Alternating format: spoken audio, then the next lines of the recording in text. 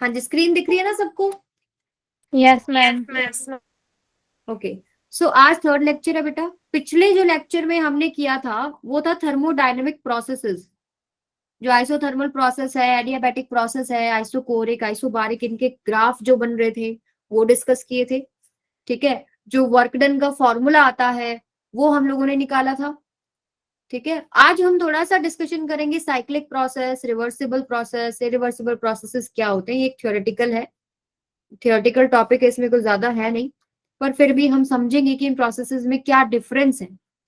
जो main topic है वो यहाँ से स्टार्ट हो जाएगा। हीट इंजन का कॉन्सेप्ट क्या है, क्या हीट इंजन काम करता है, कैसे उसकी एफिशिएंसी हम कम या ज्यादा कर सकते हैं। ठीक है, रेफ्रिजरेटर्स एंड हीट पंप्स, बच्चे बहुत कंफ्यूज रहते हैं, दोनों ही सेम चीजें होती हैं, डिफरेंस कहाँ है वो अभी लेक्चर के दौरान समझते हैं। Second law of thermodynamics chemistry में पढ़ चुके हो ना? Yes ma'am. ठीक है, तो ये छोटा सा डिस्कशन करेंगे कि सेकेंड लॉ क्या बताता है, और लास्ट जो टॉपिक रहेगा वो रहेगा कार्नोट इंजन का। चलिए फिर सबसे पहले मुझे ये बता दो, साइक्लिक प्रोसेस क्या होता है? अगर मैं आपको पीवी डायग्राम देती हूँ, ठीक है, दिस इज पीवी डायग्राम। मान लीजिए एक सिस्टम को मैं डिफरेंट प्रोसेसेस यानी सीक्वेंस ऑफ प्रोसेसेस से लेके गई ए टू बी, फिर मैंने बी टू सी लिया, फिर सी टू डी लिया, और फिर मैं डी टू ए वापस आ गई। तो ये सीक्वेंस ऑफ प्रोसेसेस के बाद अगर आपका सिस्टम उसी स्टेट पे आ जाए जहां से उसने शुरू किया था, तो वो एक साइक्लिक प्रोसेस हो गया, राइट? तो सीक्वेंस ऑफ प्रोसेसेस, आवाज आ रही है भाई? Yes ma'am. Okay, that leave the system, in the initial state in which it started। सबको समझ में आई ये बात? सिंपल है, इसमें तो कोई कंफ्यूजन नहीं होनी चाहिए कि जहां से शुरू किया, जिस स्टेट से शुरू किया उसी स्टेट पर पहुंच गए, वो एक साइक्लिक प्रोसेस हो गया। तो साइक्लिक प्रोसेस में मुझे ये बताओ क्या चीज जीरो होती है? Internal energy. बिल्कुल सही बात, delta U, change in internal energy zero रहता है। ठीक है, आपको पता है फर्स्ट लॉ ऑफ थर्मोडायनेमिक्स में कि जो हीट एब्जॉर्ब करी है एक सिस्टम ने वो दो जगह इस्तेमाल होती है। किस किस जगह पे? एक तो काम करने में इस्तेमाल कर लेता है गैस, या फिर उसकी इंटरनल एनर्जी में चेंज हो जाता है। अगर यही चीज जीरो होगी यानी कि सिंपली वो वर्क डन में यूज हो रही है। समझ में आई बात? क्लियर है सबको? अच्छा, एक और तरीके से हम लोग वर्क डन निकाल सकते हैं। वर्क डन अगर मैं साइकिल का पूछूं कैसे निकालोगे? हम एरिया अंडर कर्व। एरिया निकाल लीजिए इस लूप का, ठीक है, आपके पास वर्क डन आ जाएगा। अभी अगर ये क्लॉकवाइज है तो वर्क डन क्या होता है पीवी डायग्राम में? पॉजिटिव। पॉजिटिव। अगर एंटी क्लॉकवाइज होता तो कितना आ जाता? नेगेटिव। नेगेटिव। हीट एब्जॉर्ब अगर सिस्टम करता है, अगर ये साइक्लिक प्रोसेस जो हो रहा है इसमें जो हीट एब्जॉर्ब होएगी उसको हम प्लस लेते हैं, ठीक है, और जो हीट रिलीज होती है उसको हम लोग नेगेटिव लेते हैं। सब चीजें क्लियर है ना सबको? Yes ma'am. ओके, सो आगे चलते हैं बेटा। रिवर्सिबल प्रोसेस किसको कहेंगे? नाम से ही समझ आ रहा है ना समझ में, जो रिवर्स हो जाए। Process which could be reverse in such a way कि जो सिस्टम में और जो सराउंडिंग में कोई बदलाव अगर हुआ है ना वो वापस से अपनी जगह पे पहुंच जाए। It returns exactly to their initial states. सिर्फ सिस्टम नहीं बदलना, सराउंडिंग को भी उसी जगह पे वापस आना है जहां से शुरू हुआ था। With no other changes in the universe is known as reversible process. ठीक है, एग्जाम्पल क्या है? Quasi static. एग्जाम्पल क्या है? Quasi static isothermal expansion. यहां पर हम लोग आइडियल गैस ले रहे हैं, ठीक है, और आइसोथर्मल एक्सपेंशन कर रहे हैं। और क्वाजी स्टैटिक होता है, क्वाजी स्टैटिक का मतलब क्या होता है? जो दिखने में ठहरा हुआ है, आपको सिस्टम लगेगा कि इसमें कुछ हो ही नहीं रहा, इतना स्लो रेट से काम होता है, इतना स्लो एक्सपेंशन होगा कि आपको दिखेगा भी नहीं कि एक्सपेंशन हो रहा है एक्चुअली में। And cylinder fitted with frictionless movable piston. जो एक्सपेंशन है वो जिस सिलेंडर में हो रहा है उसमें एक फ्रिक्शनलेस मूवेबल पिस्टन दिया है, तो ये एक प्रोसेस रिवर्सिबल प्रोसेस हो सकता है। वापस से हम उसका धीरे धीरे कंप्रेशन करेंगे, वही स्टेट अचीव हो जाएगी। लेकिन एक्चुअली में प्रैक्टिकल जो रियल लाइफ में जितने भी नेचुरल प्रोसेसेस हो रहे हैं सारे इरिवर्सिबल प्रोसेस होते हैं, क्योंकि कुछ ना कुछ जो है एनर्जी का लॉस, कोई ना कोई लॉसेस हो रहे हैं। जैसे कि यहाँ पर भी इन्होंने लिया ना फ्रिक्शनलेस, पहला, यानी कि डिसिपेटिव इफेक्ट नहीं लेते ये रिवर्सिबल प्रोसेस में।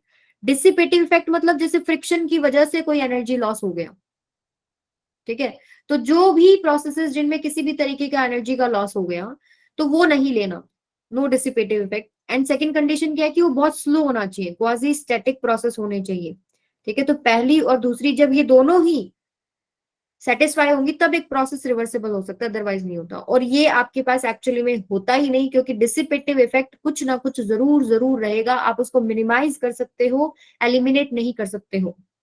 समझ में आ गई बात? Yes ma'am. ओके अभी इरिवर्सिबल प्रोसेस तो आप सिंपली बता ही सकते हो जो रिवर्सिबल नहीं है। जनरली जितने भी प्रोसेस हो रहे हैं वो एग्जैक्टली रिवर्सिबल नहीं है, ठीक है, सेम स्टेट अचीव नहीं हो पाती है। जैसे इसका एक एग्जांपल तो लिखा ही हुआ है, free expansion of gas is irreversible. दूसरा अगर मैं आपको बताऊं, जैसे कि अगर आपने बुलेट फायर किया, एक वुडन ब्लॉक रखा हुआ है, बुलेट फायर किया, अभी लास्ट में जाके वो रुक जाएगा, उसकी काइनेटिक एनर्जी जो है वो कन्वर्ट हो जाएगी किस में, हीट में, होगी या नहीं होगी? Yes ma'am. तो वो जो हीट है, क्या आप उसको वापस से बुलेट में डाल के उसको फ्लाई बैक कर सकते हो? No ma'am. तो this is a irreversible process, ठीक है। तो जो लॉसेस होते हैं एनर्जी की फॉर्म में, फ्रिक्शन की फॉर्म में, इनइलास्टिसिटी की वजह से, विस्कोसिटी की वजह से, तो ये लॉसेस को मिनिमाइज कर सकते हैं, एलिमिनेट नहीं कर पाते हम। तो ये प्रोसेस इरिवर्सिबल प्रोसेस हो जाते हैं। अभी देखो एक क्वेश्चन करके बताओ मुझे, एक बलून है जो कि फिल्ड है विद हीलियम और वो बर्स्ट हो जाता है, तो आपको क्या लगता है वो कौन सा प्रोसेस है? रिवर्सिबल, इरिवर्सिबल, आइसोथर्मल, एडियाबैटिक, क्या लगता है? Ma'am B. B, yes, it is a irreversible process. और ये एक फास्ट प्रोसेस है। एक्सपेंशन जो हुआ अभी बर्स्ट हो गया, जब एक फास्ट प्रोसेस होता है तो वो आपके पास एडियाबैटिक प्रोसेस होता है, उस टाइम हीट को अंदर बाहर जाने का मौका नहीं मिलता। आइसोथर्मल प्रोसेस जो होते हैं वो स्लोली करने पड़ते हैं। क्लियर है सबको? Yes ma'am. Yes ma'am. Okay. हाँ जी लक्षिका, आपको अगर ग्रुप नहीं मिला ना बायो का बेटा, तो आप एक काम करना, आपका स्टूडेंट आईडी और आपकी जो डिटेल है, नंबर, ग्रुप नंबर, क्या आपको टाइमिंग मिला हुआ है, सारा कुछ मुझे एक बार ऑफिशियल नंबर पे भेज देना, मैं आगे फॉरवर्ड कर दूंगी फिर। हाँ जी देखो ये क्वेश्चन, इस तरह के क्वेश्चन बहुत आते हैं बच्चों। हाँ जी किसी ने हैंड रेज किया है, बोलो सृष्टि। नो मैम, वो पहले से ही था। अच्छा ओके, देखो अभी जो क्वेश्चन आपको दिख रहा है ना, इस तरह के क्वेश्चन नीट वगैरह में काफी पूछे जा सकते हैं। वो क्या कर देते हैं, आपको एक कर्व दे देंगे, जैसे पीवी डायग्राम दे दिया, 3 प्रोसेसेस आपको दिखा रखे हैं, 1 to 2, 2 to 3 एंड 3 to 1।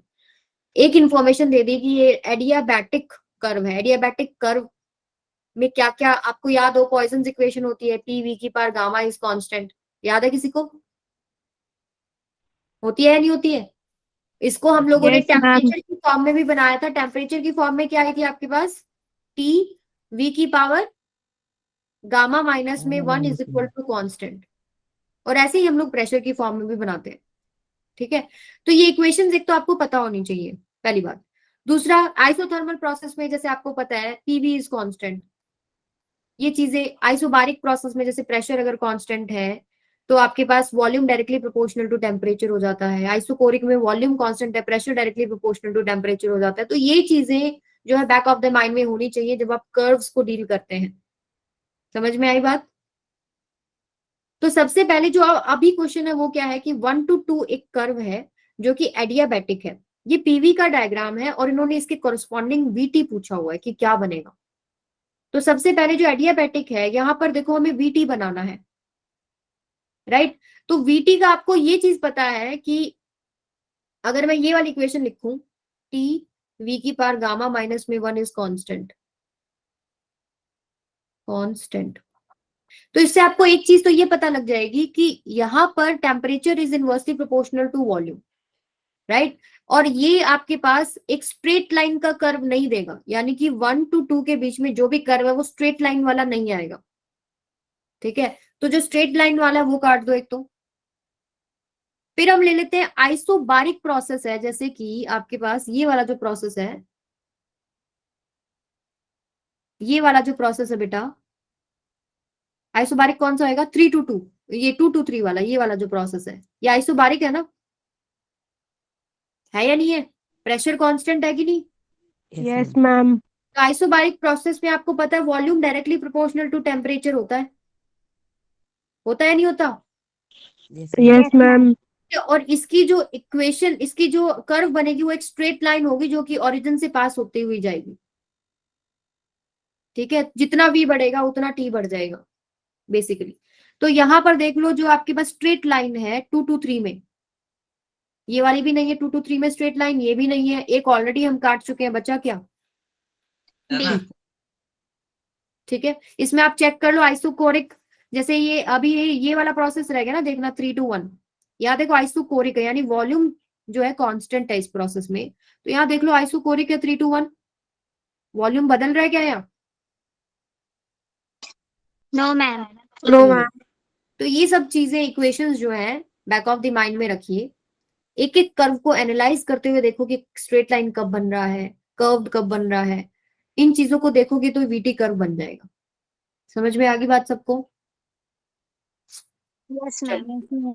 ये क्वेश्चन करके बताइए। ऑलरेडी वर्क डन हम लोग निकाल चुके हैं, लेकिन क्वेश्चन इन्होंने कुछ और पूछा। इन्होंने पूछा कि heat energy absorbed by the system in going through a cyclic process कितना होगा?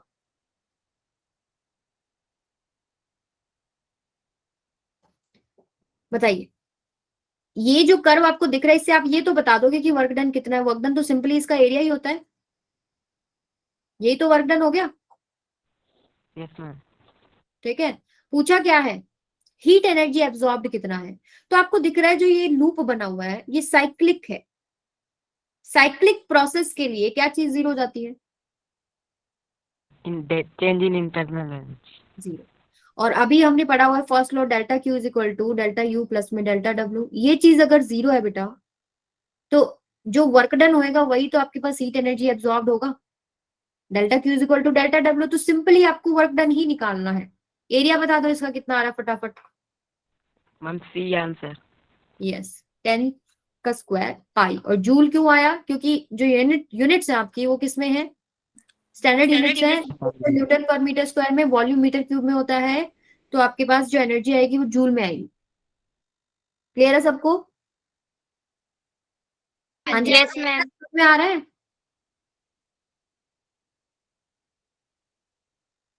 आ गई? सो गई क्या? नो चलिए, मैम। समझ में आ रहा है या नहीं आ रहा बताओ पहले। Yes ma'am. आ रहा है। ओके, अभी एक और स्टूडेंट नहीं आए हैं, लक्ष्मी। Yes ma'am. आपको आ रहा है? Yes ma'am. Okay fine.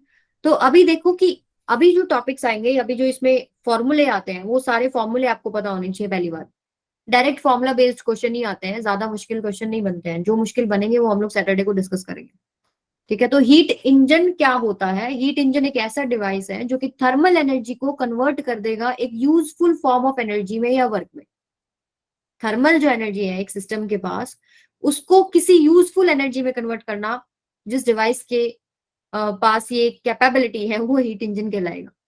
तो इसमें जो सेटअप हम लोग लेते हैं वो क्या लेते हैं? एक तो लेते हैं हम लोग हॉट रिजर्वॉयर, जो कि एक T1 टेम्परेचर पे है, एक हाई टेम्परेचर T1 पे ये हॉट रिजर्वॉयर है, ठीक है। इससे Q1 अमाउंट ऑफ हीट कौन लेगा? यहाँ एक वर्किंग सब्सटेंस होता है, ठीक है। Q1 अमाउंट ऑफ हीट इसने एब्जॉर्ब किया, कुछ इसने काम करा इस वर्किंग सब्सटेंस ने, जिसको कि हम लोग क्या है कुछ यूजफुल फॉर्म ऑफ वर्क में कोई अरेंजमेंट के थ्रू कन्वर्ट कर देंगे। ये जो हमको काम देगी उसको हम यूजफुल बना लेंगे, कैसे बनाएंगे वो देखते हैं।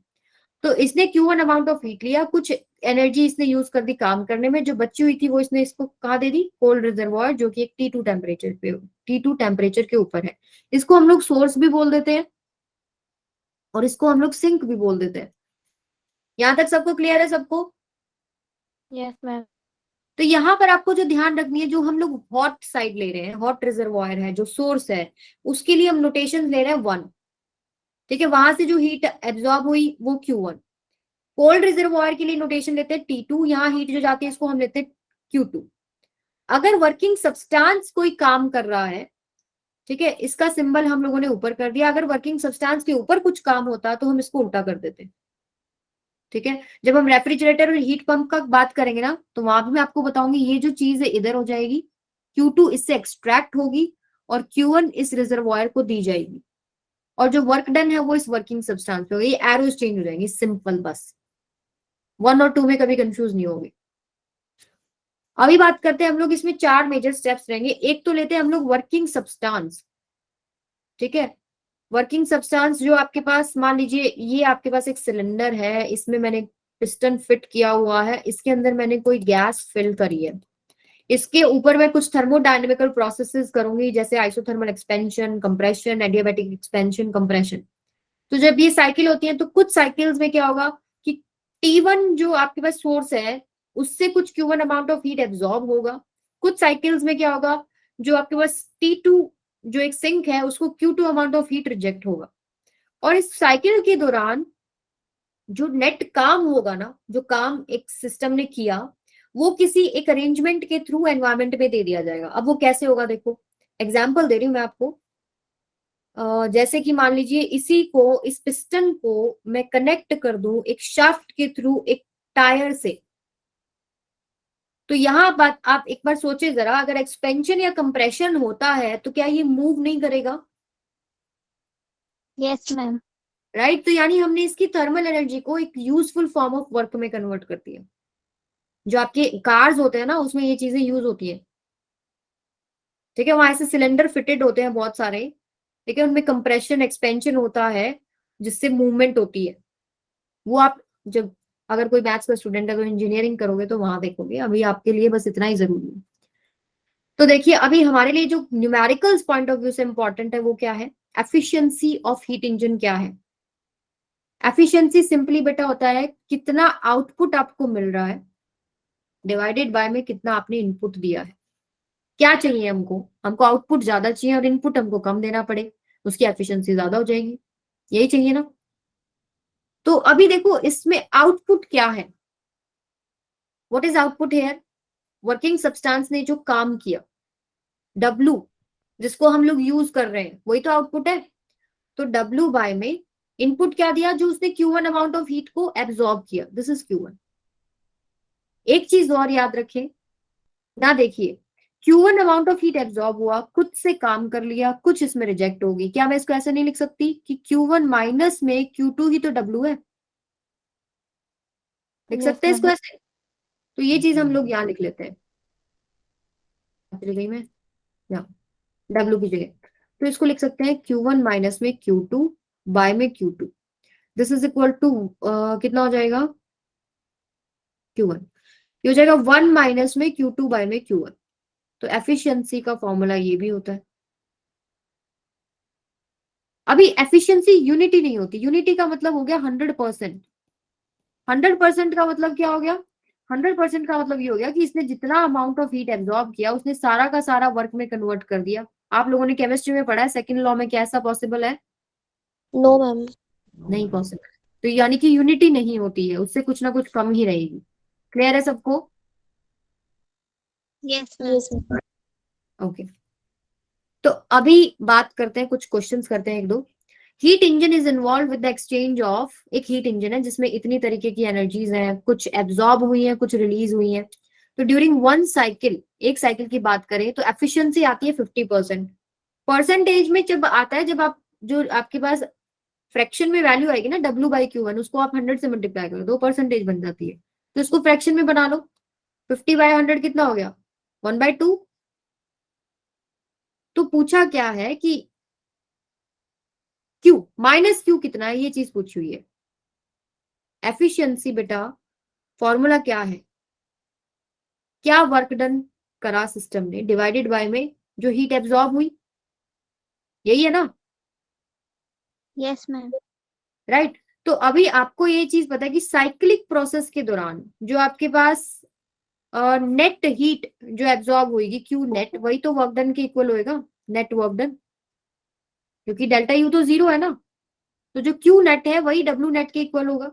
तो क्यू नेट निकाल लो कितना है, कितना हो जाएगा बेटा, 1915 माइनस 40 प्लस में 125 माइनस में क्यू डिवाइडेड बाय में Q1 क्या रखूं, सिस्टम ने जो हीट एब्जॉर्ब करी है वो पॉजिटिव साइन वाली होती है, जो सोर्स से हीट एब्जॉर्ब हुई होंगी वो पॉजिटिव साइन वाली है, यानी कि 1915 प्लस में 125। इसको अगर आप सॉल्व करते हैं, एफिशिएंसी की वैल्यू आपको गिवन है कितनी है, 1/2। इसको सॉल्व करोगे तो आपके पास क्यू की वैल्यू आ जाएगी, निकालोगे, निकाल रहे हो? Yes, ma'am. चलो निकाल के बताओ कितना आ रहा है, आई एम वेटिंग। क्यू की वैल्यू निकाल के बताइए कितनी आएगी।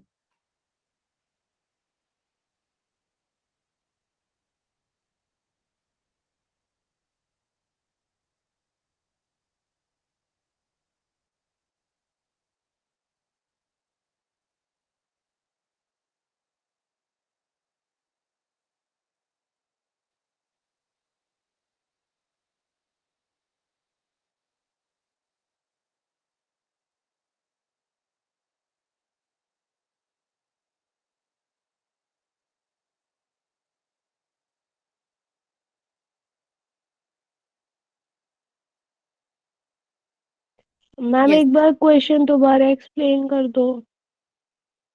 बेटा क्वेश्चन ये है कि एक हीट इंजन है, उसमें थर्मोडायनेमिक प्रोसेसेस हुए होंगे, कुछ अमाउंट ऑफ हीट एब्जॉर्ब हुई है, कुछ अमाउंट ऑफ हीट रिजेक्ट हुई है। तो उन्होंने पूछा है ये जो क्यू की वैल्यू है, मतलब इन्होंने 3 तो दे दी, एक नहीं दी, माइनस क्यू जो दे रखी है, इन्होंने क्यू नहीं दे रखा, ये कितनी वैल्यू है, तो ये वाली पूछी हुई है ड्यूरिंग 1 साइकिल, और एफिशिएंसी बोल दिया 50% है, तो वैल्यू ऑफ क्यू पूछा हुआ है कितना है। हमको पता है एक साइक्लिक प्रोसेस के लिए इंटरनल एनर्जी 0 होता है, तो फर्स्ट लॉ ऑफ थर्मोडायनेमिक लगाते हैं, तो delta Q is equal to delta W, यानी जो हीट नेट हीट आएगा वही नेट वर्क डन के इक्वल होगा। तो एफिशिएंसी का फॉर्मूला होता है डब्ल्यू बाय में Q1, यानी वर्क डन बाय में जो हीट एब्जॉर्ब हुई है। जो हीट एब्जॉर्ब होती है यानी Q1 वो होगी जो पॉजिटिव साइन वाली होती है, एब्जॉर्ब सिस्टम जो करता है वो होती है पॉजिटिव साइन वाली, अगर रिलीज करता है सिस्टम वो होती है नेगेटिव साइन वाली।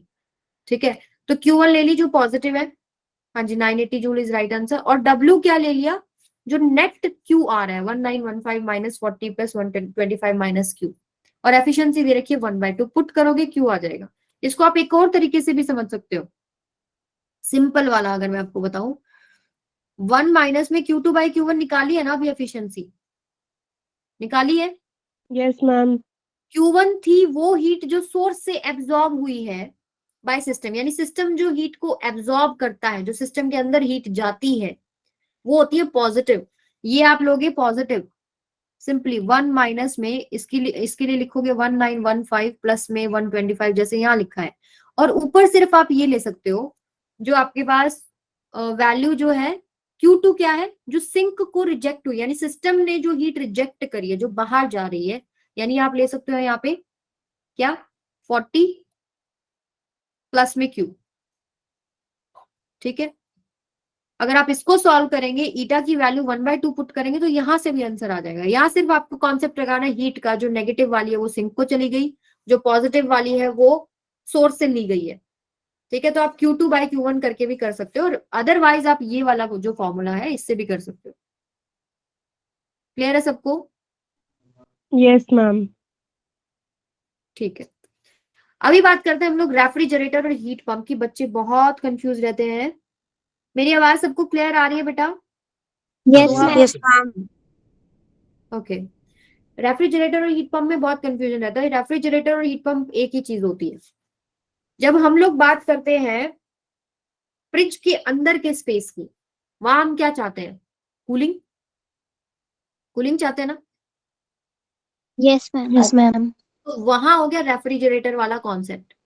आप एक बात बताएं कि जिस रूम में फ्रिज रखा होता है वो गर्म होता है या ठंडा होता है, जब हम बाहर के स्पेस की बात कर रहे हैं?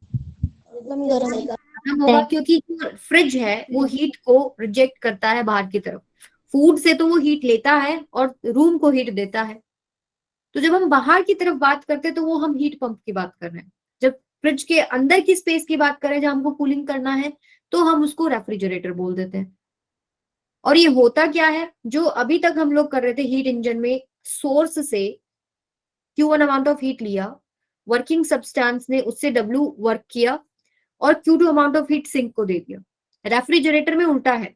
रेफ्रिजरेटर में क्या होता है, सिंक से हीट लिया जाएगा। सिंक मतलब जो फ्रिज के अंदर का स्पेस है जो कि कूल है, ठीक है, उसको कूल ही तो रखना है। उसको कूल रखने के लिए उसके अंदर से कॉन्टिन्यूस जो है हीट को एक्सट्रैक्ट किया जाता है, तो वहां से हीट को लिया जाएगा, यानी Q2 को लिया जाएगा। तो और बाकी जो है मोटर उस पे काम करेगी, और Q1 अमाउंट ऑफ हीट जो है सोर्स को दिया जाएगा, यानी रूम को दिया जाएगा। पर एक बात बताएं मेरे को आप, क्या ये नेचुरली पॉसिबल है कि एक ठंडी जगह से हीट एक गर्म जगह पे चली जाए? ठंडी जगह से हीट गर्म जगह पे जाती है? No ma'am. No, ma'am. Naturally possible नहीं है। तो इसलिए क्या होता है कि इलेक्ट्रिक मोटर यानी इलेक्ट्रिसिटी का रोल आ गया।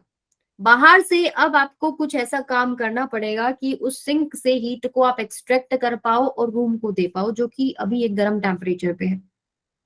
ठीक है, तो इसका कॉन्सेप्ट सिंपल यही है। सेटअप क्या हो जाएगा, जैसे पहले था बस उल्टा हो जाएगा। हीट इंजन को आप रिवर्स डायरेक्शन में यूज कर रहे हो। अभी आप यहाँ क्या करोगे, यहां से Q2 अमाउंट ऑफ हीट लिया, ये बात होगी अब फ्रिज के अंदर की, कोल्ड रिजर्वॉयर T2 टेम्परेचर पे है, यहां से आपने हीट लिया, ठीक है, यहाँ एक वर्किंग सब्सटेंस है, ठीक है, ये इलेक्ट्रिक मोटर होगी। अभी क्योंकि ये काम खुद से नहीं हो सकता था, एक गर्म जगह से ठंडी जगह पे हीट जा सकती है, पर एक ठंडी जगह से गर्म जगह पे हीट जाना इट इज नॉट नेचुरल। तो हम लोगों को एक बाहर से काम करना पड़ा, जो कि एक इलेक्ट्रिक मोटर ने किया इस वर्किंग सब्सटेंस पे, और Q1 अमाउंट ऑफ हीट जो है वो एक यानी कि रूम को, यानी कि एक हॉट रिजर्वॉयर जो कि एक T1 टेम्परेचर पे दे दिया। ये फिगर सबको समझ में आया? Yes, ma'am. ऑलराइट, ठीक है। मैम यहाँ पे जो वर्क डन है वो ऑन दी सिस्टम है। ये ऑन द सिस्टम है, इसीलिए यहाँ पर जो अब इक्वेशन बनेगी वो बनेगी, देखो इसके पास Q2 अमाउंट ऑफ हीट आया और इसके ऊपर काम किया गया सिस्टम पे, तो W प्लस में Q2 is equal to Q1 होगा, यानी कि W क्या हो जाएगा रिजेक्ट ज्यादा होगी। हाँ जी, मैम जो हीट रिजेक्ट होगी वो वो ज्यादा ज्यादा होगी। होगी, वो आपके पास ज्यादा होगी, यस, ठीक है।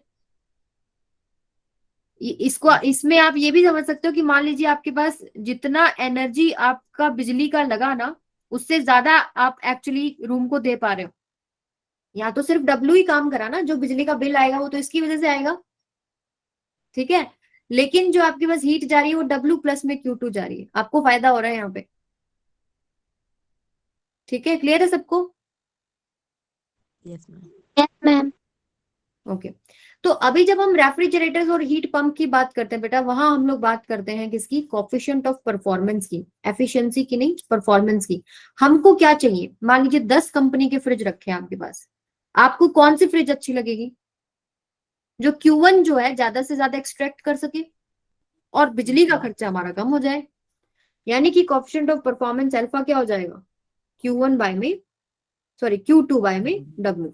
Q2 है ना जो यहाँ से एक्सट्रैक्ट करनी है, अंदर का स्पेस ठंडा रखना है ना आपको, ठीक है, तो Q2 बाय में W। इसको हम ऐसे भी लिख सकते हैं, Q2 बाय में W हमने निकाला अभी Q1 माइनस में Q2। इसको अगर हम कार्नोट, अगर हम लोग आइडियल फ्रिज की बात करें तो कार्नोट साइकिल जो यूज करते हैं तो उसमें एक रिलेशनशिप आता है Q2 बाय में Q1 is equal to T2 by में T1। अगर हम इसको यूज करें तो इसको हम लोग कन्वर्ट कर लेते हैं T2 बाय में T1 minus T2 also. T2 वही सिंक का है टेम्परेचर और T1 सोर्स का है। और आपको पता है एफिशिएंसी 1 माइनस Q2 बाय में Q1 भी होती है। इसको अगर हम यूज करें तो हम लोग 1 माइनस में ईटा बाय में ईटा बना लेते हैं। ये मैं आपको नोट्स में प्रोवाइड कर दूंगी, बना के दिखाऊंगी वहां पे कैसे बनना है। अभी के लिए ध्यान रखो ये 3 मेजर फॉर्मूले रहते हैं। क्लियर है ये चीज? Yes, ma'am. ऑलराइट, अभी ये Yes, तो बात ma'am. होगी जब हम बात करें coefficient of performance of refrigerator. अगर मैं आपसे पूछूं, मुझे अभी बताओ, क्योंकि ये हीट पंप भी बोल रहे हैं ना हम लोग, तो हीट पंप के केस में कोफिशिएंट ऑफ परफॉर्मेंस कैसे देखोगे? यानी अगर इस फ्रिज को उल्टा करके खिड़की में लगा दें तो हमारा रूम गर्म हो रहा है, तो उसका कोफिशिएंट ऑफ परफॉर्मेंस कैसे देखोगे? COP of heat pump. अभी मेरे को बताओ, मुझे अगर रूम गर्म करना है तो मुझे कौन सा हीट ज्यादा करना पड़ेगा, Q2 या Q1? Q1. Ma'am Q1। तो ये Q1. concept हो रही है, वही हमको ज्यादा चाहिए, डिवाइडेड बाय में W, ज्यादा से ज्यादा आ जाए और कम से कम काम करना पड़े। इसको हम लोग ऐसे भी लिख सकते हैं Q1 बाय में Q1 माइनस में Q2, इसको ऐसे भी लिख सकते हैं T1 बाय में T1 माइनस में T2। एक चीज और ध्यान रखें यहाँ से कि आपके पास coefficient of performance of heat pump fridge से ज्यादा रहता है। कैसे? अभी देखो, अगर W की बात करें, W आया था हमारे पास Q1 माइनस में Q2, अगर दोनों तरफ W से डिवाइड कर दूं मैं, तो देखिए ये तो 1 हो गया ना first term. Q1 bye W क्या है? Coefficient of performance of heat pump, minus में Q2 by Yes, ma'am. W क्या है? Coefficient of performance of refrigerator. तो यहां से देखो, COP of heat pump is 1 plus COP of refrigerator आ जाएगा। ठीक है, तो ये वैसे रिलेशनशिप आपके सिलेबस में नहीं दे रखा, लेकिन हो सकता है नीट में कोई क्वेश्चन इस पे आ जाए, तो ये रिलेशनशिप पता होना चाहिए कि हीट पंप का होता है 1 plus coefficient of performance of refrigerator. Clear है सबको? Yes, ma'am. अभी Yes, ma'am. Coefficient of performance greater than unity हो सकता है, एफिशिएंसी हो सकती थी क्या? No, ma'am. एफिशिएंसी नहीं हो सकती greater No, than ma'am. 1, but coefficient of performance हो सकता है। आप ईटा की वैल्यू पुट करेंगे कुछ भी लेस देन 1, तो आपके पास ग्रेटर देन 1 आ जाएगा। ठीक है, और coefficient of performance can not be infinite, 1 से ज्यादा हो सकती है, पर ऐसा नहीं है कि इनफाइनाइट परफॉर्मेंस दे देगा। इनफाइनाइट परफॉर्मेंस का मतलब ये हो जाएगा कि आपको W0 करना पड़ेगा, यानी कि अपने आप जो है उसके अंदर से, जो फ्रिज के अंदर से जो हीट है वो बाहर रूम को जा रही है, यानी एक ठंडी जगह से हीट गर्म जगह पे जा रही है। क्या ये चीज पॉसिबल है? No ma'am. राइट, तो W0 नहीं हो सकता, तो कोफिशिएंट ऑफ परफॉर्मेंस इनफाइनाइट नहीं हो सकता। वर्क डन इलेक्ट्रिक मोटर को करना ही करना पड़ेगा। ठीक है, Okay, ma'am. ओके, तो ये सारा कॉन्सेप्ट था रेफ्रिजरेटर और हीट पंप का, इससे बाहर कुछ भी नहीं आएगा, एक भी क्वेश्चन नहीं आएगा। ठीक है, चलिए, ये सेम फॉर्मूले जो मैंने आपको भी बताया, जब हम coefficient of performance of refrigerator की बात कर रहे हैं तो Q2 बाय W होता है, सिंक वाले से जो हीट लिया है बाय में वर्क डन जो मोटर ने किया है, is equal to Q2 bye में Q1 माइनस में Q2 is equal to 1 minus eta by eta. इसको ऐसे भी लिख सकते हैं T2 बाय में T1 माइनस में T2। अच्छा, आपके फ्रिजेस अभी कभी आपने नोटिस किए हो तो डिफ्रॉस्ट्रेशन का एक बटन होता है, देखा है किसी ने? डिफ्रॉस्ट करते हैं Yes, हम लोग ma'am. मशीन्स को, वो क्यों होता है? क्या होता है बेटा, जब बर्फ जमने लग जाएगी तो ये जो टेम्परेचर है ये 0 की तरफ जा रहा है ना, मतलब उसके अंदर बर्फ जब जम रही, टेम्परेचर डाउन जाता जा रहा है, डाउन जाता जा रहा है।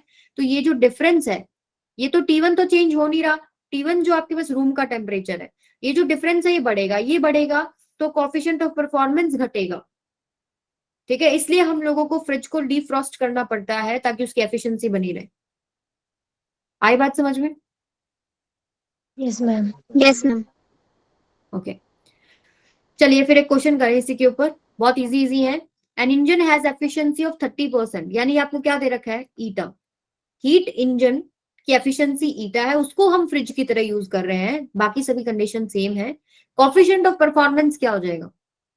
अभी फॉर्मूला निकाला है, alpha is equal to 1 minus eta by में ईटा। राइट, तो ईटा की वैल्यू कितनी हो जाएगी? 30%, यानी कि 3/10। पुट करके बताओ कितना आंसर आएगा, बताओ जरा निकाल के।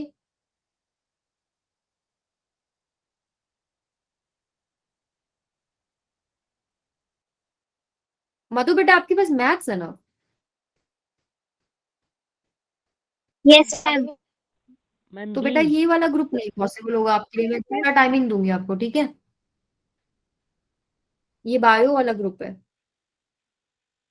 Okay, ma'am. Ma'am, 7/3 आ रहा है. ओके, 7/3 तो answer. ऊपर आया, 10 माइनस 3 यानी 7/3 बाय में, हाँ ये 7/3, 3/10 ही तो आएगा, यहाँ आएगा 10, 7/10 डिवाइडेड बाय में 3/10, तो ये आ जाएगा, हाँ 7/3 आएगा, सही बात है। 7/3, this is equal to 2.33। Clear है सबको? चले Yes, ma'am. ये क्वेश्चन करके बताओ फिर। Refrigerator absorbs 2000 calorie of heat from ice trays. If the coefficient of performance is 4, then work done by the motor is. Absorb जो करेगा आइस ट्रे से, ये वाला हीट कौन सा हुआ फिर? Q1 या Q2? Q1. आइस ट्रे बेटा, ma'am Q2। Q2। Ice tray तो Q2, फ्रिज के Q2. अंदर है ना, फ्रिज के अंदर सिंक है। आप ऐसे समझो जो अंदर स्पेस है वो सिंक हो गया, ठीक है? तो Q2। तो यहां से कोएफिशिएंट ऑफ परफॉर्मेंस 4 है, अल्फा की वैल्यू अगर वर्क डन की बात करें तो आपके पास आएगी Q2 बाय में W, यही आएगी ना। Q2 आपको 2000 दे रखा है, Yes, ma'am. W आपको निकालना है, अल्फा 4 गिवन है। तो यहां से W कितना आ जाएगा, नीचे 4 आ जाएगा, ये हो जाएगा W 500। Yes, ma'am. और ये बेटा आएगा क्या? मैम डी ऑप्शन चाहिए। आंसर चाहिए जूल्स में, तो इसको किससे मल्टीप्लाई करूं? 4.2. यस, 4.2 से मल्टीप्लाई कीजिए, आपके पास 2100 जूल आ जाएगा।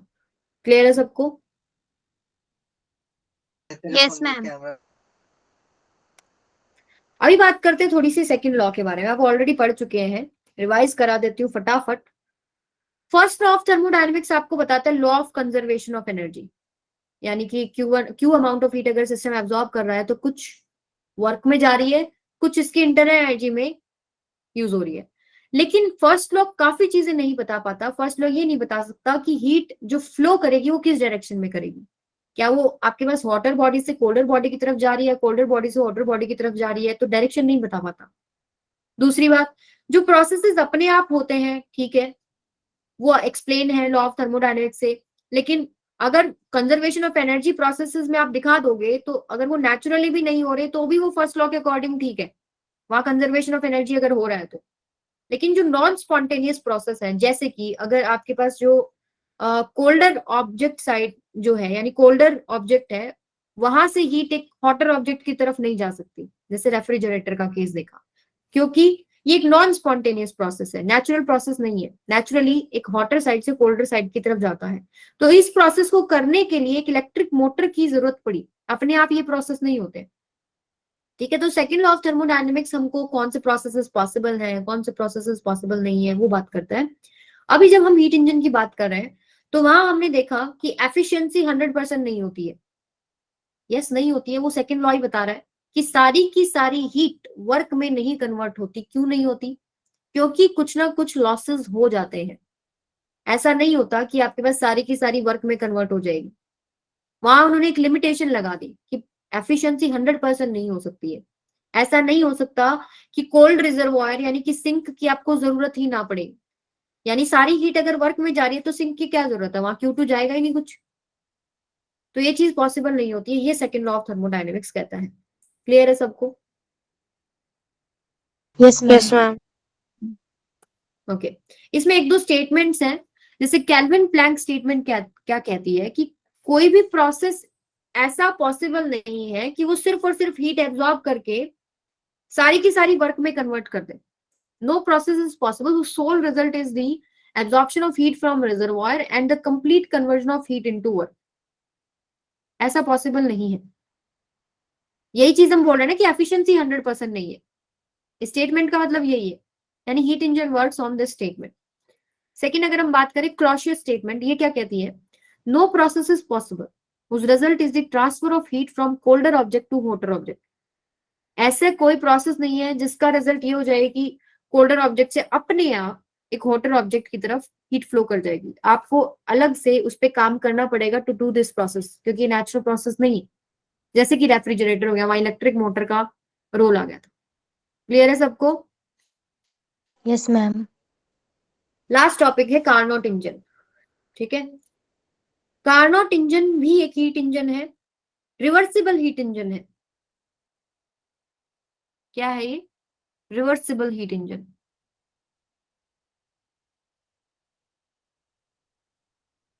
एक हाइपोथेटिकल कॉन्सेप्ट मैम ये एक्चुअली, हाइपोथेटिकल है। हाँ ये एक हाइपोथेटिकल कॉन्सेप्ट है बेटा। यहाँ हम लोग बहुत सारी अजम्पशंस लेते हैं। कार्नोट जी ने 1824 में एक ऐसा इंजन बनाने का सोचा जिसकी एफिशिएंसी जो है 100% हो, मैक्सिमम हो। ठीक है, तो 100% तो नहीं हुई, पर कार्नोट इंजन के कंपैरिजन में कितने भी हीट इंजन ले लो जो दो टेम्परेचर T1 T2 के बीच में काम कर रहे हैं, कार्नोट इंजन की एफिशिएंसी मैक्सिमम होती है। क्योंकि यहाँ जितनी भी असम्पशन है वो आइडियल है। हम मानते हैं कि कोई भी लॉस नहीं है, कोई भी डिफेक्ट नहीं है, no defect, no losses.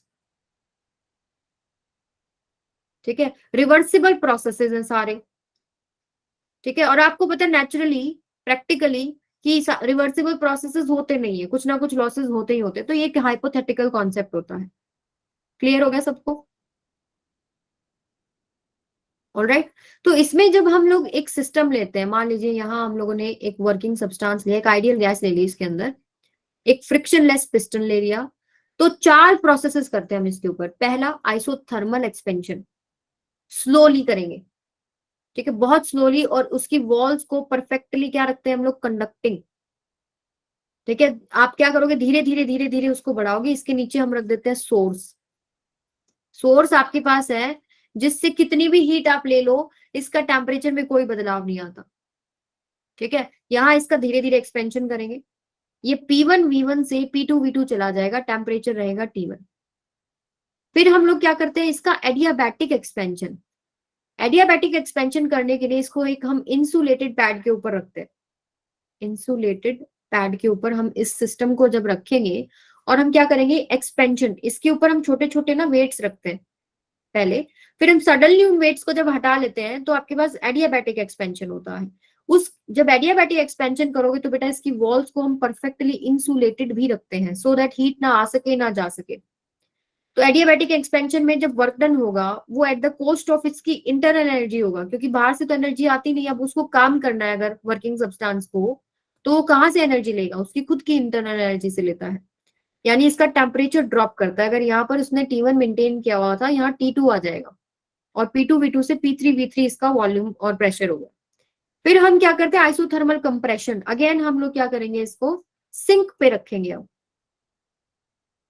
Compression कर रहे हो आप, आइसोथर्मल कंप्रेशन कर रहे हो, इसको आप सडनली क्या कर रहे हो, सडनली नहीं, आइसोथर्मल होते स्लोली स्लोली स्लोली स्लोली आप उसको प्रेस करोगे तो सिस्टम के ऊपर काम कर रहे हो, उसकी एनर्जी बढ़ेगी।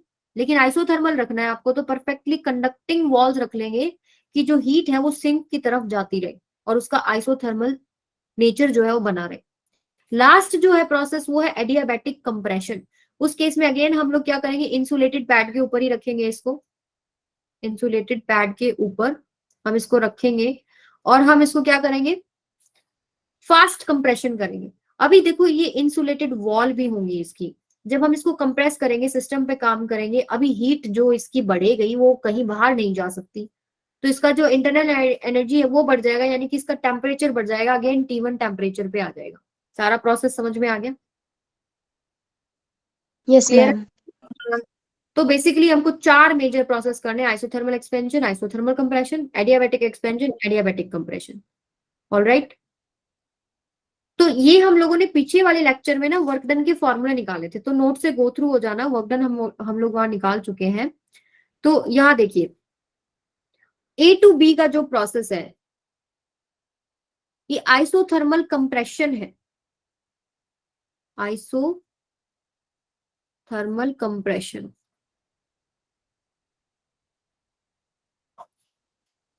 Isothermal compression, sorry expansion, sorry expansion. बेटा आइसोथर्मल एक्सपेंशन में क्या चीज चेंज नहीं होगी, आइसोथर्मल मतलब टेम्परेचर कांस्टेंट। यस, ठीक हो जाएगा 0। और हम लोग आइडियल गैस लेते हैं, आपको पता है आइडियल गैस का जो इंटरनल एनर्जी है वो उसका kinetic energy plus potential energy है। पोटेंशियल एनर्जी वहां पर 0 होता है क्योंकि इंटरमोलिकुलर फोर्स ऑफ अट्रैक्शन होता नहीं है, तो सिर्फ और सिर्फ काइनेटिक एनर्जी हो गया। काइनेटिक एनर्जी आइडियल गैस की सिर्फ और सिर्फ टेम्परेचर पे डिपेंड करती है, यानी इसकी इंटरनल एनर्जी क्या हो जाएगी, चेंज इन इंटरनल एनर्जी क्या हो जाएगा, 0। और Q is equal to U plus W होता है। U अगर 0 है यानी कि अभी जो आइसोथर्मल एक्सपेंशन के दौरान सोर्स से हीट एब्जॉर्ब होगा वो वर्क डन के इक्वल होगा। तो हम लोग यहाँ Q1 amount of heat absorb लिखते हैं और W1 वर्क लिखते हैं। तो इसका फॉर्मूला होता है NR T1 log base E final volume by initial volume. ये अभी याद रखो कि ये होता है बस T1 जो आइसोथर्मल टेम्परेचर हम लोगों ने लिया हुआ है, N number of moles, R is universal gas constant, ठीक है, और ये हीट एब्जॉर्ब है। अब ले लेते हैं हम लोग BC प्रोसेस। नींद तो नहीं आ रही?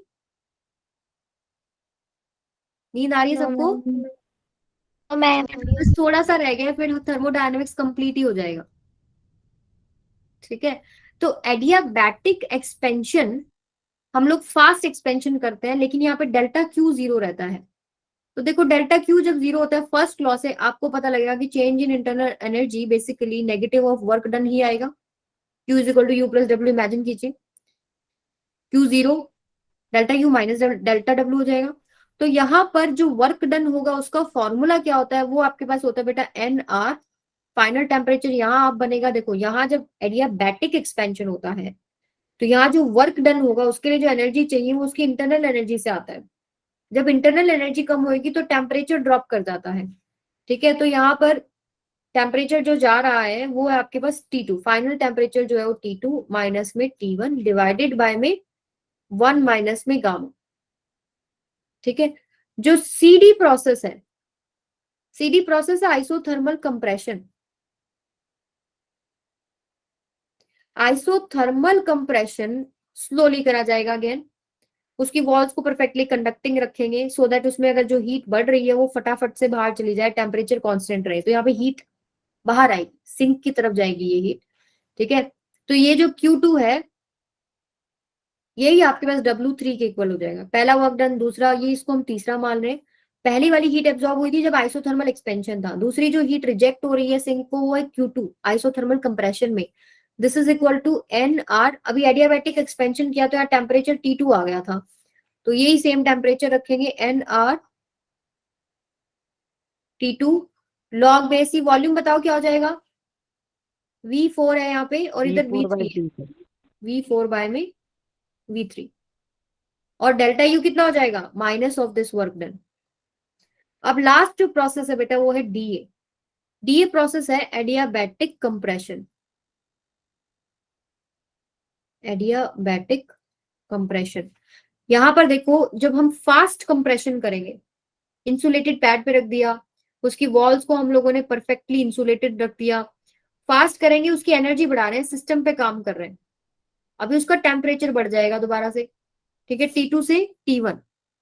तो यहाँ पर जो वर्क डन का फॉर्मूला आएगा W4 is NR final temperature T1 minus में T2 बाय में 1 माइनस में गामा, ठीक है। मैम CD में इंटरनल एनर्जी 0 होगी ना आइसोथर्मल सॉरी ये कंप्रेशन 0 आएगा, यहाँ माइनस डेल्टा W आएगा। क्लियर है सबको? क्लियर है? मैम एक बार ये बता Yes, ma'am. दीजिए कि आपने T1 माइनस T2 क्यों किया? बेटा ये फॉर्मूला होता है जो हम लोगों ने पिछली क्लास में निकाला था, ठीक है। उसमें फाइनल जो टेम्परेचर आ रहा है वो आपको लेना है इधर, ठीक है, और जो आपके पास इनिशियल टेम्परेचर है वो लेना है इधर। अभी जैसे यहाँ पर कौन सा केस है, फोर्थ वाला ना, फाइनल टेम्परेचर, अब हम यहाँ से इस तरफ जा रहे हैं तो फाइनल टेम्परेचर आ रहा है T1 और जो इनिशियल टेम्परेचर है यहाँ पे वो है T2। क्लियर है सबको? जब आप ये वाला केस ले रहे थे तो आप यहां से यहां जा रहे थे, तो यहाँ पर फाइनल टेम्परेचर है T2, इनिशियल टेम्परेचर है यहाँ पे T1। क्लियर है सबको? Okay Yes, ma'am. ma'am. ठीक है। तो अभी देखो ये जो मैंने इंटरनल एनर्जीज आपको लिखवाई है ना, वो इसलिए लिखवाई ताकि आप एक कॉन्सेप्ट यहाँ पे देख लो। अभी देखो अगर सम करो आप सभी इंटरनल एनर्जी का, देखो ये तो 0 ही है, ये भी 0 है, ये वाली इंटरनल एनर्जी इसका नेगेटिव है, तो माइनस NR बाय में 1 माइनस में गामा T2 माइनस में T1। ये वाली इंटरनल एनर्जी इसका नेगेटिव है, माइनस में NR T1 माइनस में T2 बाय में 1 माइनस में गामा। देखो क्या 0 नहीं हो रहा है सारा, Yes, ma'am.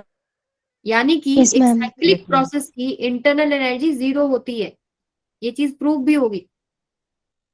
क्लियर है सबको? Yes ma'am. Yes ma'am. दूसरा, इसका अगर वर्क डन में पूछूं, एक साइक्लिक प्रोसेस का वर्क डन भी आप बता सकते हो, मैम इसका एरिया निकाल लो, इतनी बड़ी कहानी करने की क्या जरूरत थी। ठीक है, तो यहाँ पे इसका एरिया अगर किसी तरीके से आप निकाल सकते हो तो निकाल लो। ठीक है, नहीं तो फिर आप इस सभी को वर्क डन जितने भी निकाले इनका सम करोगे। देखो इनका जब आप सम करोगे ना तो ये वाला और ये वाला कैंसिल आउट हो जाएगा। देखो यहाँ पे एन आर बाय में 1 माइनस गामा दोनों में सेम है, ये बाहर आ जाएगा। T2 माइनस T1 प्लस में T1 माइनस में T2 जीरो हो जाएगा ना। Yes ma'am. ये आप प्लस करोगे, देखो T2 है यहाँ पे पॉजिटिव, T2 यहाँ पे नेगेटिव, यहाँ T1 नेगेटिव, यहाँ T1 पॉजिटिव, ये प्लस करोगे बेटा जीरो हो जाएगा। सिर्फ दो वर्क डन बचेंगे, पहला और ये तीसरा। ठीक है, तो जो एफिशिएंसी का फॉर्मूला होता है वो होता है वर्क डन बाय में हीट एब्जॉर्ब। तो जब आप वर्क डन लिखेंगे इन सभी का सम करते हैं, तो जब सबका सम करोगे दो कैंसिल होंगे, दो बचेंगे, डिवाइडेड बाय में हीट एब्जॉर्ब। हीट एब्जॉर्ब कौन सी लिखूं, यही लिखनी पड़ेगी, यही है ना, heat absorb by the source, from the source. तो जब आप इसको सॉल्व, मैं सॉल्व करके नहीं दिखा रही, ये चीज मैं नोट्स में दिखाऊंगी आप लोगों को। अभी मैं इसका फाइनल रिजल्ट बता रही हूँ कि जब ये सारे वर्क डन पुट कर दोगे ना और Q1 की वैल्यू ये पुट कर दोगे और सॉल्व करोगे तो फॉर्मूला आएगा 1 माइनस में T2 बाय में T1। ठीक है, और एफिशिएंसी का फॉर्मूला एक आप निकाल चुके हो, 1 माइनस में Q2 बाय Q1, जो हीट इंजन का स्टार्टिंग में निकाला था। अगर आप परफेक्ट सारी कंडीशंस रखें, रिवर्सिबल प्रोसेसेस रखें, तो ये जो है इक्वल किसके है, 1 माइनस में T2 बाय में T1 के। इससे एक रिजल्ट निकल के आता है Q2 by Q1 T2 bye T1 के इक्वल है, जो कि मैंने आपको बताया था कि रेफ्रिजरेटर में हम लोग इसको यूज कर रहे थे, तो आपके पास दो रिजल्ट बन रहे थे। याद आ गया? Yes ma'am. ठीक है, तो ये वो यहां से उठा रखा था, कार्नोट साइकिल है, ये जो साइकिल है इसको हम कार्नोट साइकिल बोलते हैं, उसका ही रिजल्ट आता है Q2 by Q1 is equal to T2 by में T1। ठीक है, अभी यहां से कुछ चीजें निकल के आती है। देखो T2 इक्वल्स टू T1 नहीं हो सकता। T2 इक्वल्स टू अगर आपने T1 कर दिया, यानी सोर्स और सिंक का टेम्परेचर अगर बराबर कर दिया, तो 1 minus 1 zero, efficiency zero, Carnot engine चल ही नहीं रहा। यानी कि सोर्स भी चाहिए, सिंक भी चाहिए और अलग अलग टेम्परेचर पे चाहिए। ठीक है, और एफिशिएंसी इसकी चेक करें तो एफिशिएंसी इसकी मैक्सिमम 100% कब होगी, जब या तो आप T2 को जीरो कर दो या T1 को इनफाइनाइट कर दो। T2 जीरो पॉसिबल नहीं है, सिंक तो हमको चाहिए। सेकंड लॉ ये कहता है कि आपके पास सारा का सारा हीट वर्क में नहीं कन्वर्ट हो सकता, तो T2 तो चाहिए, सिंक आपको चाहिए, जीरो नहीं कर सकते आप। ठीक है, और T1 जो आपके पास है वो आपके पास एक इनफाइनाइट टेम्परेचर सोर्स है, तो ये दोनों चीजें पॉसिबल नहीं है, तो एफिशिएंसी इसकी भी 100% नहीं होती है। क्लियर होगी सबको? Yes ma'am. ठीक है, तो अभी ये इसमें थोड़ी सी मैथमेटिकल कैलकुलेशन बाकी है, वो मैं नोट्स में आपको प्रोवाइड करूंगी। कोई भी दिक्कत हो मुझे नेक्स्ट क्लास में पूछ लेना, या फिर मुझे आप डायरेक्ट ऑफिशियल नंबर पे पूछ लेना, कोई दिक्कत नहीं। तो इसमें कुछ चीजें जो मैंने आपको बताई है वो सारी नोट डाउन है यहाँ पे। जैसे कि पहला ये कि जो वर्क डन निकल के आएगा नेट, वो एक्चुअली में इस लूप का एरिया ही होगा, बता दिया मैंने आपको ये चीज। Doing after the calculations for different processes, Q2 by Q1 T2 by T1 के इक्वल आएगा। उसके बाद efficiency 1 minus Q2 by Q1 होती है, यहां से जो निकल के आई वो 1 माइनस T2 बाई T1 है, कंपेयर करी तो Q2 by Q1 T2 by T1 के इक्वल आया। कार्नोट इंजन की एफिशिएंसी मैक्सिमम होती है बाकी सभी हीट इंजन के कंपैरिजन में, लेकिन 100% नहीं होती है। समझ में आया? कार्नोट थ्योरम भी यही है जो मैंने आपको स्टेटमेंट बोली है कि बहुत सारे इंजन ले लो जो एक T1 और T2 के टेम्परेचर के बीच में काम करें। T1 जो है हॉट रिजर्वायर का है, T2 सिंक का है। जो फर्स्ट स्टेटमेंट लिखी है वो यही है कि आपके पास कितने भी हीट इंजन ले लो जो T1 T2 के बीच में काम कर रहे हैं और एक कार्नोट इंजन काम कर रहा है, तो कार्नोट इंजन की मैक्सिमम जरूर होगी, बाकी कंपैरिजन में कार्नोट इंजन की सबसे ज्यादा एफिशिएंसी आएगी। यही कार्नोट थ्योरम होता है। और देखो फॉर्मूला जो हम लोगों ने निकाला है एफिशिएंसी का, 1 माइनस में T2 बाय में T1 होता है। तो क्या इसमें कहीं पर भी आपको नेचर ऑफ सब्सटेंस का जिक्र दिख रहा है? T2 क्या है? सिंक का टेम्परेचर। T1 सोर्स का है। नेचर ऑफ वर्किंग सब्सटेंस का कहीं पर भी जिक्र है इसके अंदर? यानी efficiency of Carnot engine is independent of the nature of the working substance. Clear हो गया सबको? Yes ma'am. ये थी लास्ट स्टेटमेंट हमारी थर्मोडायनेमिक्स की। ठीक है, अभी देखो एक क्वेश्चन नीट में आया हुआ था ऐसा ही, efficiency of Carnot engine depend किस पे करती है बताइए? अभी ma'am B. B, temperature of the source and the sink. Clear है सबको? एक आधा क्वेश्चन और करना है? Yes ma'am. करना है, सोना है? No ma'am. नहीं करना? No ma'am. चलो इसका स्क्रीनशॉट ले लो, ये क्वेश्चन करके आना फिर आप लोग। ठीक है, ये आपका होमवर्क है। 2 क्वेश्चन दूंगी अभी, एक ये वाला, ठीक है, और एक नेक्स्ट वाला। ले लिया सबने? Yes ma'am. एक ये वाला करके आना। ये वाला थोड़ा सा आपको हो सकता है मुश्किल लगे, बाकी अच्छा क्वेश्चन है। देखो AIPMT में आया हुआ था 2006 में। इसमें मैं आपको एक हिंट दे देती हूँ। पहली जो हिंट है इसमें, हिंट नंबर 1, वो ये कि क्वेश्चन में ये बोला है कि a Carnot engine whose sink is at 300 kelvin, यानी कि T2 गिवन है, उसकी एफिशिएंसी 40% है, यानी ईटा 1 मान लो इसको। 40% यानी कि 40 बाय में 100, यानी कि 2/5 हो गया। 2 to the 4 2, yes, 2/5 हो जाएगा। तो by how much should the temperature of the source be increased so as to increase its efficiency by 50%। मतलब सोर्स की टेम्परेचर को मैं कितना बढ़ाऊं कि उसकी एफिशिएंसी 50% और बढ़ जाए, ओरिजिनल एफिशिएंसी का 50% और बढ़ जाए। तो आपको क्या करना है, ये जो एफिशिएंसी आपको गिवन है ना, पहले तो इसको यूज करके एक सोर्स का टेम्परेचर निकाल लेना T1, T2 लेना 300, T1 निकाल लेना 2/5 यूज करके, ये फर्स्ट वैल्यू आएगी। सेकेंड वैल्यू क्या आएगी आपके पास, नई जो एफिशिएंसी है उससे एक सोर्स का टेम्परेचर निकालोगे। ठीक है, तो हिंट ये है कि आपका जो ये एफिशिएंसी बढ़ाना है 50%, ये कैसे निकलेगी? ये जो फर्स्ट एफिशिएंसी आई है ना, इसका 50% करना, कितना आ जाएगा? 1/5 आएगा। तो ये नई एफिशिएंसी क्या होगी? 2/5 प्लस में 1/5। ठीक है, तो 3/5 नई एफिशिएंसी होगी। इसको यूज करके एक आप 1 माइनस में T2 बाय में T1 में जब T2 की वैल्यू पुट करोगे 300, इसकी एफिशिएंसी पुट करोगे 3/5, तो एक T1 का टेम्परेचर आएगा, उसको मान लो Y। और जो ओरिजिनल एफिशिएंसी दे रखी थी यानी 2/5, इसको आप यूज करोगे 1 माइनस T2 बाई T1 में, तो यहां से एक सोर्स का टेम्परेचर आएगा। T2 आपको यूज करना है 300, ये मान लो x माइनस y जो आएगा वही आपके पास क्या है कि कितना टेम्परेचर आपको सोर्स का बढ़ाना है। सारा क्वेश्चन ही बता दिया है मैंने आप लोगों को। इसका आंसर यस जिसने निकाला, सोहा वेरी गुड बेटा, 250 केल्विन इज राइट आंसर। तो ये वाला क्वेश्चन अच्छा क्वेश्चन है बेटा, इसको करके देखना। स्क्रीनशॉट ले लो सभी बच्चे। ले लिया मैम। जबरदस्ती एक क्वेश्चन करा दिया मैंने आप लोगों को।